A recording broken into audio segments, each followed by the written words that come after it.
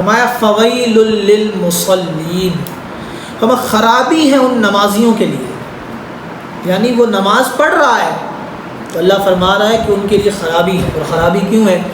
الذین هم عن صلاتہم ساہون، جو اپنی نمازوں سے بے خبر ہیں اور وقت گزارنے کے لیے نماز پڑھتے ہیں. ہم ذرا دیکھ لیں کہ ہماری نماز کس طرح. علامہ اقبال نے فرمایا کہ لوگ کہتے ہیں کہ بس فرض ادا کرنا ہے، ایسا لگتا ہے کہ قرض لیا ہو رب سے، تیرے سجدے تجھے کافر نہ بنا دیں اقبال، تو جھکتا کہیں اور ہے اور سوچتا کہیں اور. حدیث مبارکہ ہے، حضور علیہ الصلوۃ والسلام نے ارشاد فرمایا، حضرت ابو ہریرہ روایت کرتے ہیں،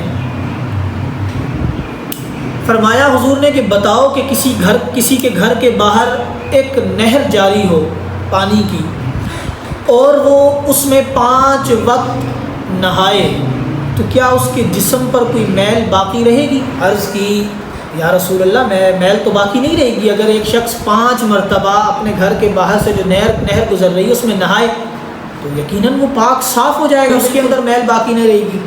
تو حضور نے فرمایا یہی مثال 5 نمازوں کی ہے کہ اللہ تعالیٰ نے جو نماز فرض کی ہے، جب انسان وضو کرتا ہے نماز ادا کرتا ہے، پھر دوسری نماز کا وضو کرتا ہے نماز ادا کرتا ہے، پھر تیسری نماز کا وضو کرتا ہے نماز ادا کرتا ہے، پھر چوتھی اور 5ویں. تو حضور نے فرمایا اسی طرح جب وہ 5 نمازیں ادا کر چکتا ہے، فرمایا اس کے تمام گناہ اللہ رب العالمین مٹا دیتا ہے، معاف فرما دیتا ہے. اسی طرح ایک اور حدیث مبارکہ ہے، حضرت عبداللہ بن مسعود رضی اللہ تعالیٰ عنہ روایت فرماتے ہیں کہ میں نے عرض کی یا رسول اللہ صلی اللہ علیہ وسلم، اعمال میں اللہ تعالیٰ کے نزدیک سب سے زیادہ محبوب عمل کیا ہے؟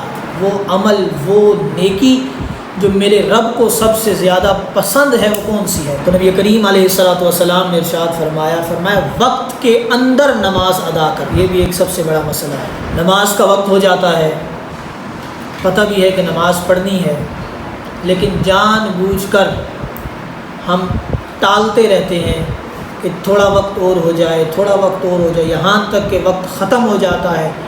پھر جس اسپیڈ سے نماز ادا کرتے ہیں، ابھی تکبیر تحریمہ کی نہیں ہوتی، رکوع میں گئے ہوئے ہوتے ہیں، رکوع میں جاتے نہیں ہیں، سلام پھیر دیتے ہیں. یہ پھر حال ہوتا ہے جب نماز وقت پر ادا نہ کی جائے. تو آپ فرماتے ہیں کہ حضور نے فرمایا اللہ کو سب سے زیادہ محبوب عمل یہ ہے کہ تم نماز وقت پر ادا کرو. پھر فرماتے میں نے عرض کی یا رسول اللہ پھر کیا زیادہ عمل اللہ کو محبوب ہے اس عمل کے بعد؟ فرمایا ماں باپ کے ساتھ نیکی کرنا، یہ اللہ تعالیٰ کو بہت زیادہ پسند ہے. پھر فرمایا میں نے عرض کی یا رسول اللہ پھر؟ فرمایا راہ خدا میں جہاد کرنا، یہ اللہ تبارک و تعالیٰ کو بہت زیادہ پسند چیز. اسی طرح ایک اور حدیث مبارکہ ہے، حضور علیہ الصلوۃ والسلام نے ارشاد فرمایا جب تمہارے بچے 7 برس کے ہو جائیں، 7 سال کے ہوں، انہیں نماز کا حکم دو، اور جب وہ 10 سال کے ہو جائیں تو مار کر نماز پڑھا. یہ اس میں حکمت ہے. حضور علیہ الصلوۃ والسلام نے ارشاد فرمایا جب بچہ 7 سال کا ہو جائے تو اسے تم نماز کا حکم دو، اگر نہیں پڑھتا پیار سے کہو، لیکن مارو نہیں، پیار سے کہو بیٹا نماز پڑھا کرو، اپنے ساتھ نماز پڑھواؤ. اور جب بچہ 10 سال کا ہو جائے پھر جب تم نماز کا کہو اور وہ نہ پڑھے تو پھر مار کر پڑھاؤ، کیونکہ اگر اس کی عادت اس عمر میں نہ بنی تو وہ پھر کبھی اپنی عادت نہیں بنا سکے گا. کیونکہ انسان کی جو عادت بنتی ہے وہ بچپن میں بن جاتی ہے اپنے والدین کے ساتھ. جب وہ بچپن سے ایک چیز دیکھتا آتا ہے، اگر وہ بچہ بچپن سے لڑائی جھگڑا دیکھتے آئے تو اسے لڑائی جھگڑے کی عادت ہوتی ہے، بات بات پر جھگڑنے کی عادت ہوتی ہے. لیکن اگر وہ بچہ اپنے گھر کا ماحول دیکھے کہ یہاں اذان ہوتی ہے تو میرے والدین خاموش ہو جاتے ہیں، میری والدہ فوراً اذان کے وقت کچھ بھی کر رہی ہو رک جاتی ہیں اور سر پر فوراً سے دوپٹہ کرتی ہیں تاکہ اذان کا ادب ہے، اور باقی یعنی خاموشی چھا جاتی ہے.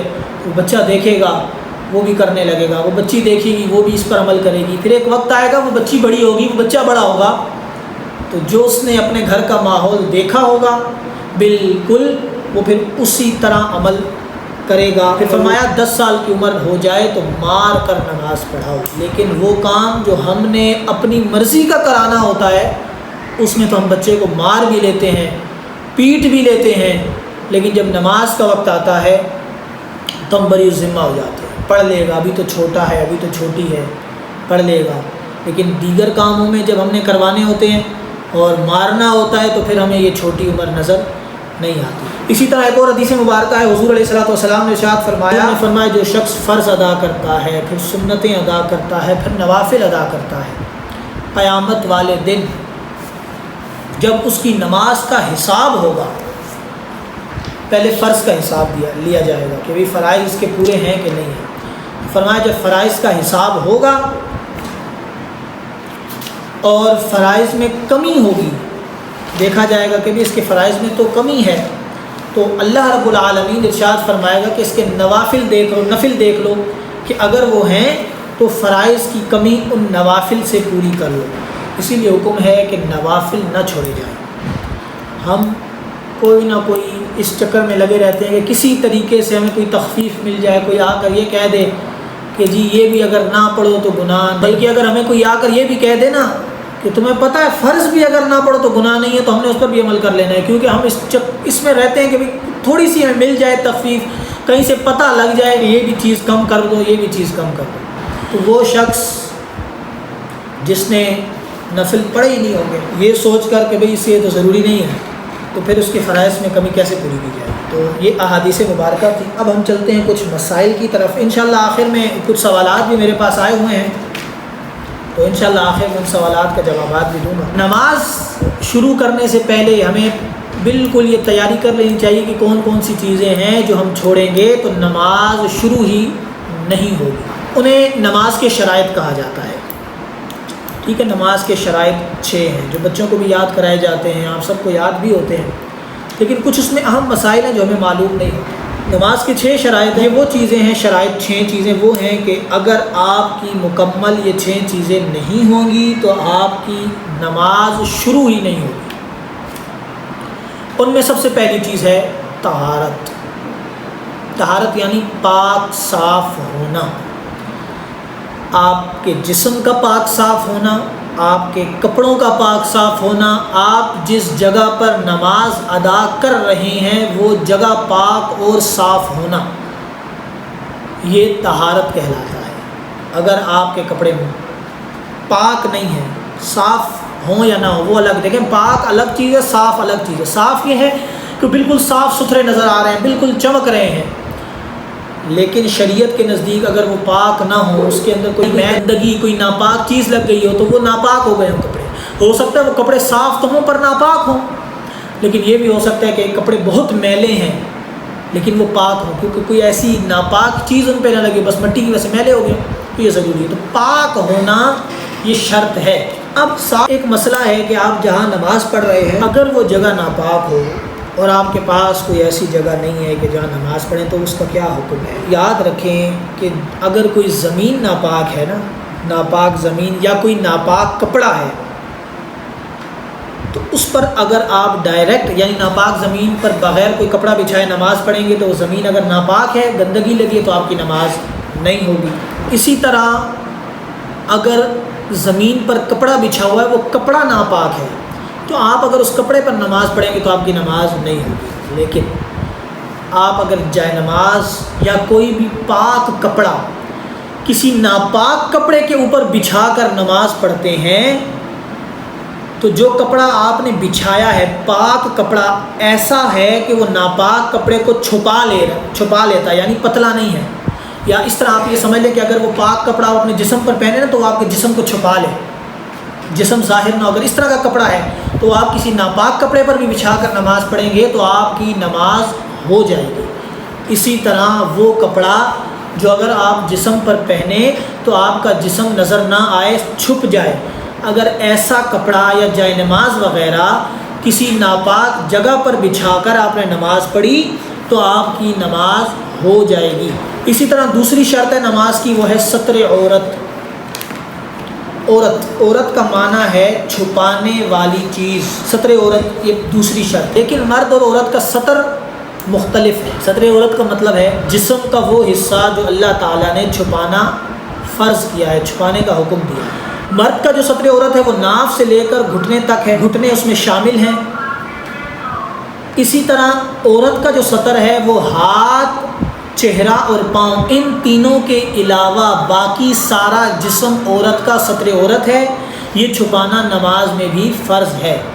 ہاتھ، چہرہ اور پاؤں، ان تینوں کے علاوہ باقی سارا جسم ستر ہے۔ تو اسی طرح ایک اہم مسئلہ ہے، وہ یہ مسئلہ ہے کہ اگر اتنا باریک کپڑا پہنا ہوا ہے کہ اس سے بدن چمک رہا ہے، اس کپڑے سے نظر آتا ہے، تو وہ ستر کے لیے کافی نہیں ہے، اس سے نماز پڑھی تو نماز نہیں ہوگی۔ یوں ہی اگر چادر، جس طرح سر پر چادر اوڑھی ہوئی ہے اور وہ چادر اتنی پتلی ہے یا وہ دوپٹہ اتنا پتلا ہے کہ اس سے عورت کے بالوں کی جو سیاہی ہے وہ سیاہی چمک رہی ہے، یعنی وہ نظر آ رہے ہیں بال، تو اس سے بھی نماز نہیں ہوگی۔ یا بعض خواتین اتنے باریک کپڑے پہنتی ہیں، تو جب نماز نہیں ہوگی ان کپڑوں اور اس دوپٹے سے، تو وہ دوپٹہ اور وہ کپڑے باہر پہن کر جانا تو بدرجہ اولا حرام اور جہنم میں لے جانے کا سبب ہے۔ ایک تو میں نے یہ کہا نا کہ وہ اتنا باریک کپڑا ہو کہ جس سے جسم نظر آئے، جسم چمکے، یا پھر سر کے بال چمکتے ہوئے نظر آئیں،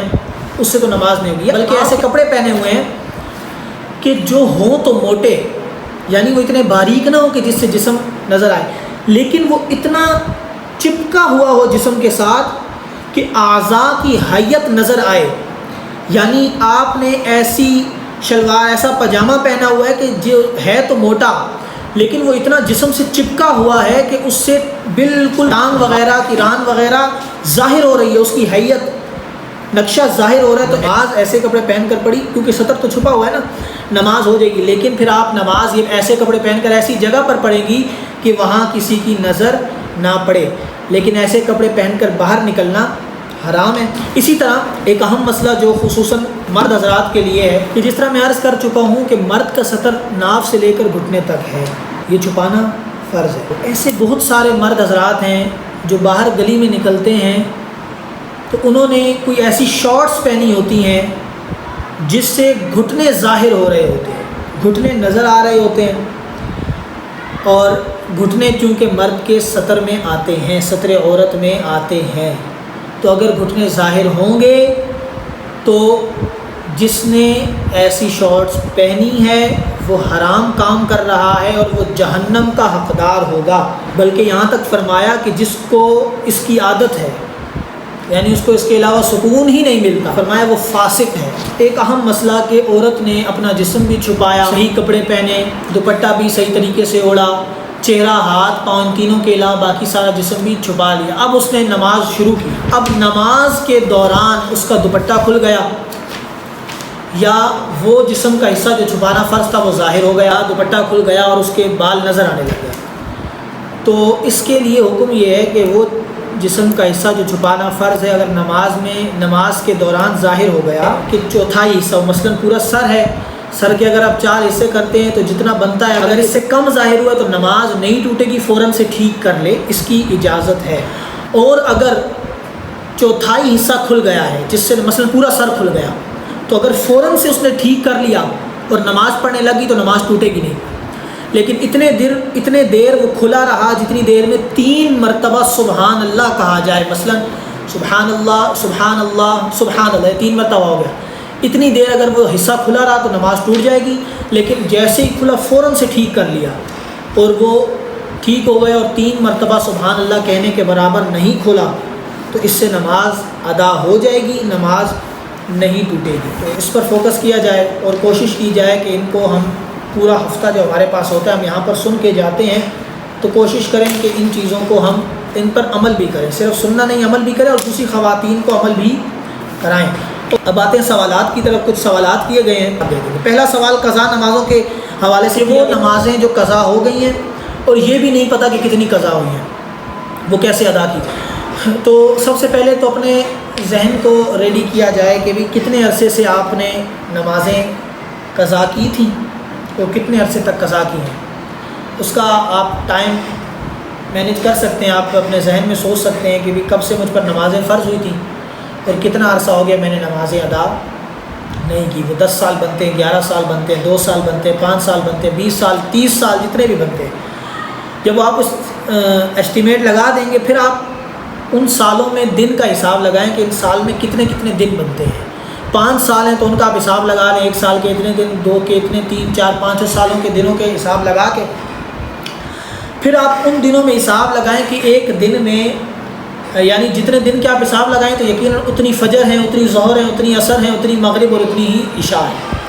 یہ حساب لگانے کے بعد صرف فرض نماز قضا کی جائے گی، سنتیں، نفل، تراویح وغیرہ نہیں ہوگی، فرض اور وتر، فرائض اور وتر، یعنی فجر کی 2 رکعت فرض، ظہر کی 4 رکعت فرض، عصر کی 4 رکعت فرض، مغرب کی 3 رکعت فرض، عشاء کی 4 فرض اور 3 وتر، یہ قضا کی جائے گی۔ اب قضا کرنے کا طریقہ کار کیا ہے؟ وقت آپ کوئی بھی لے سکتے ہیں 3 وقتوں کے علاوہ، جو میں پچھلی بار عرض کر چکا۔ ایک تو زوال کا وقت ہے، کیونکہ میں نے عرض کی تھی کہ صرف سجدے والی نماز زوال کے وقت جائز نہیں ہے، تو جب آپ قضا نماز کریں گے تو یقیناً سجدے والی ہے۔ اور دوسرے وقت ہے فجر کی نماز پڑھنے کے بعد سے لے کر سورج نکلنے کے 20 منٹ تک۔ فجر پڑھی، اس کے بعد سورج نکلا اور اس کے بعد 20 منٹ گزر گئے، بس یہ ٹائم تک آپ نماز نہیں پڑھ سکتے کوئی سجدے والی۔ سورج نکلنے کے 20 منٹ بعد سے لے کر زوال تک کوئی بھی نماز پڑھ سکتے ہیں، فجر، ظہر، عصر، مغرب، عشاء اکٹھی قضا کر لیں، اس میں بھی کوئی حرج نہیں ہے۔ زوال کے وقت کے بعد سے لے کر عصر تک آپ نمازیں پڑھ سکتے ہیں۔ تیسرا وقت جس میں نہیں پڑھ سکتے، عصر کے بعد سے لے کر مغرب تک، اس میں آپ قضا نماز نہیں پڑھ سکتے، صرف عصر کی نماز جو اس وقت کی آپ سے رہ گئی ہے تو آپ لیٹ پڑھ رہے ہیں تو وہ آپ عصر کی پڑھ لیں، تو عصر کی نماز پڑھنے کے بعد مغرب تک آپ کوئی اور نماز نہیں پڑھ سکتے۔ یہ 3 وقت ہیں، اس کے علاوہ آپ پورے دن میں جب چاہیں رات دن میں نماز قضا پڑھ سکتے ہیں۔ طریقہ یہ، نیت یہ کریں گے، میں نے نیت کی 2 رکعت فرض نماز فجر پہلی قضا، ٹھیک ہے۔ جب آپ نے یہ نیت کر لی، جب آپ اگلی فجر پڑھیں گے تو یقیناً پہلی تو آپ قضا کر چکے، اب جو دوسری فجر ہے وہ پہلی کی جگہ پہ آ گئی ہے، پھر آپ یہی نیت کریں گے، میں نے نیت کی 2 رکعت فرض نماز فجر پہلی قضا، وہ ادا کر لی، اب جو اگلی فجر ہوگی وہ پہلے نمبر پہ ہے، تو اس طرح آپ عصر کی بھی نیت کریں گے اور عشاء کی بھی اسی طریقے سے نیت کرتے چلے جائیں گے، اور وتر کی۔